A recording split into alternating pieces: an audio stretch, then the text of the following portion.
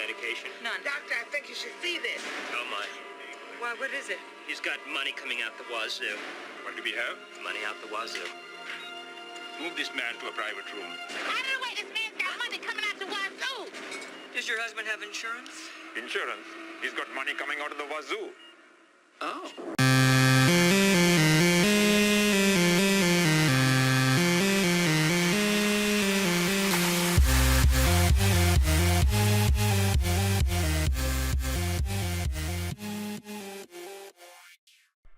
People have engaged in commerce to exchange goods and services for payment throughout the ages. These financial transactions did not always involve monetary payments. There was a time when standard money did not even exist, and people utilized other forms of payment to perform transactions. With the evolution of technology, money and payments have changed drastically. Current credit card processing technology and advanced business solutions make financial transactions possible at almost any time and virtually any place. Bartering was an advantageous way to exchange goods and services for people many years ago because it enabled both parties to get what they needed. For example, two parties might exchange tools for services to fulfill the needs of both people. Livestock was also considered wealth that people could amass.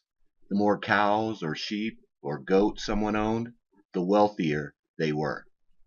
Ancient civilizations used to use beads and shells as coins. Eventually, they began using precious metals to make coins. People in the ancient civilization of Lydia were among the first to use coins made of gold and silver.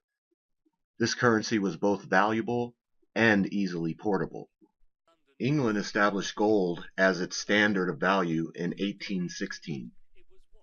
Following this event, Europe began backing banknotes with the gold standard. This meant the value of any currency was set by establishing its value in gold. The United States followed suit in 1900. Before this time, both gold and silver were used for dollars. In 1913, the United States established the Federal Reserve System. This official central bank served the financial interests of the nation. Federal Reserve notes were backed by gold at this time. One of the roles of the Federal Reserve was to ensure that notes and checks would be honored and could be redeemed for gold. Consumers began enjoying credit from retailers during the 20th century. Some retailers, such as department stores and gas stations, began creating individual credit cards to issue to consumers. These cards were created to make spending money more convenient for people.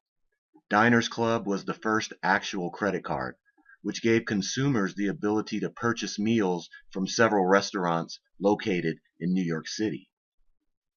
In 1933, the United States discontinued the gold standard to keep Americans from cashing in their currency for gold, depleting the national gold supply amid worsening deflation.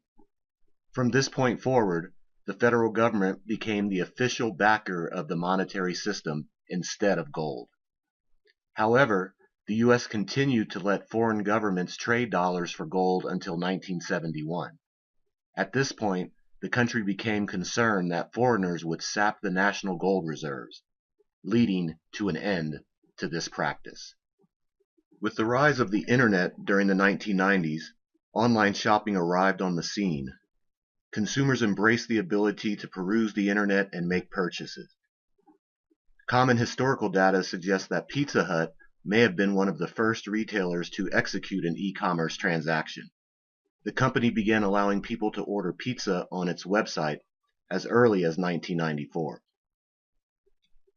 Coca-Cola receives credit for offering the first mobile payment transaction in 1997. The beverage retailer created special vending machines that enabled consumers to pay for their drinks by sending text messages from mobile devices. Which leads us to today and the advancement of cryptocurrencies and how they will be used as forms of payment in the future. This weekend, while doing research, I came across a video from someone I hadn't heard from in quite a while. His name is Ben Swan, and his video contained a crypto message that I'd like to show you now. It's good to see you again. It's been a while, hasn't it? Excited to talk to you today because if you're watching this video, then you have in the past been a supporter of the Truth in Media Project, a project I've been working on for the past 5 years. Or maybe you're just a fan of Reality Check, a segment I created back in, 2011 and worked to build that franchise up. In fact, it's been so successful that in 2016 alone, that segment had 110 million video views. I'm very proud of the work that I've done, and I'm very grateful for the support I've had from people like you. But the last year's been pretty quiet, and a lot of you have been asking. I get emails still almost every day. What happened to Ben Swan? Where did you go? Are you okay? Well, first of all, I am okay. In fact, I'm more than okay, because Tuesday, January 30th, got a big announcement for you. So much to tell you about the path forward and things that I've been working on. It's pretty exciting stuff. Now, I can't get into all of it right now, but what I can give you as a little bit of a teaser is this symbol right here. Do you recognize that? Do you know what that is? Because this, my friends, this symbol right here is the key to everything I'm about to tell you.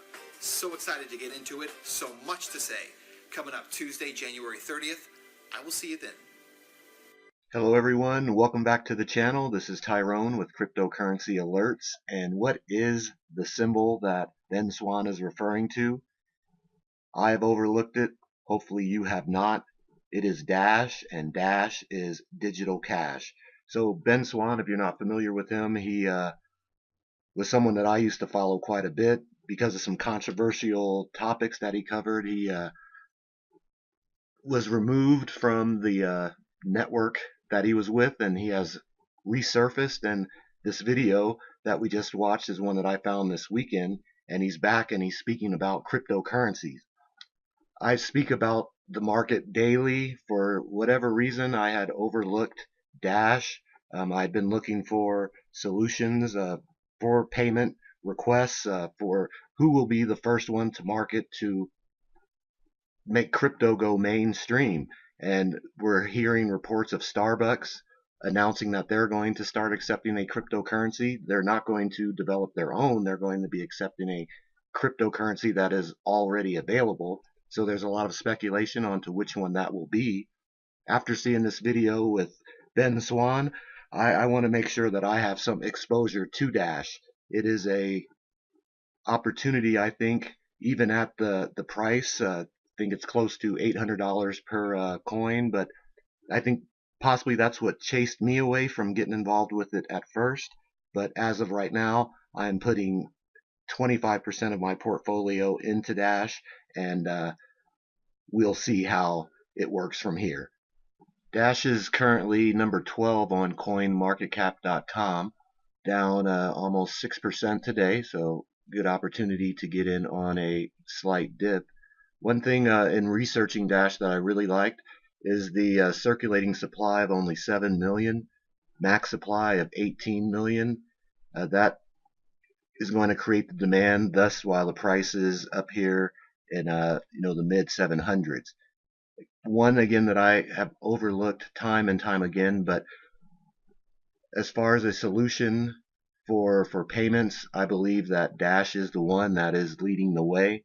I've talked about other solutions in this space, but again, I am putting 25% of my portfolio towards Dash. In the KuCoin account, and you saw that we had dropped down quite a bit with the market correction and its continued sideways movement, but we're up here back to $90 and change. What I had done is put 75% of the portfolio into Poet and 25% again, as I said, into Dash. Poe just came out with some excellent news. They just had an agreement. Let's see here. Their announcement with the Maven. It's going to expose Poet to 40 million additional users, which is just going to continue to grow their platform. They're also going to be announcing their compatibility with WordPress, and that is also going to further propel the token, in my opinion, and it's one that I have 75% exposure to as of right now. So if you are a content creator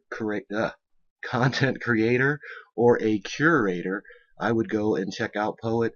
It is definitely a solid project with excellent management that has a lot of potential in 2018 and beyond, in my opinion. So Dash and Poet is where we're going right now, and see if we can get this back to $100. And I believe that with the potential of these two, and with things that are being announced, and with the announcement of Ben Swan tomorrow, we'll see what this is looking like in tomorrow's video.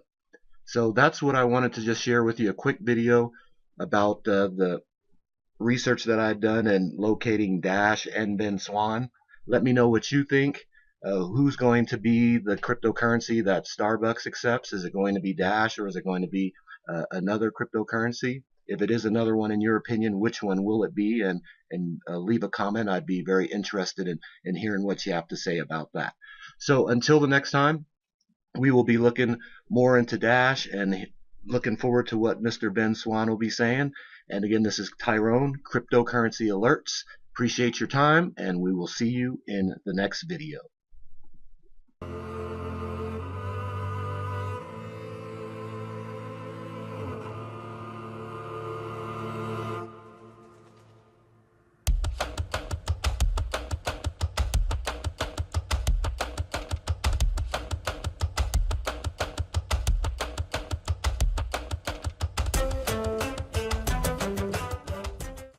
Hey, thanks a lot for tuning in. This is Tyrone with Cryptocurrency Alert. Please like, subscribe, and click on the notification bell, and we'll see you in the next video. The information provided by Cryptocurrency Alerts is for informational purposes only. It should not be considered legal or financial advice. You should consult with an attorney or other professional to determine what may be best for your individual needs. Cryptocurrency Alerts does not make any guarantee or other promise as to any results that may be obtained from using the service. No one should make any investment decision without first consulting his or her own financial advisor and conducting his or her own research and due diligence. To the maximum extent permitted by law, Cryptocurrency Alerts disclaims any and all liability in the event any information, commentary, analysis, opinions, advice, and/or recommendations prove to be inaccurate, incomplete, or unreliable, or result in any investment or other losses. Content contained on or made available through the website is not intended to and does not constitute legal advice or investment advice, and no attorney-client relationship is formed. Your use of the information on the website or materials linked from the web is at your own risk.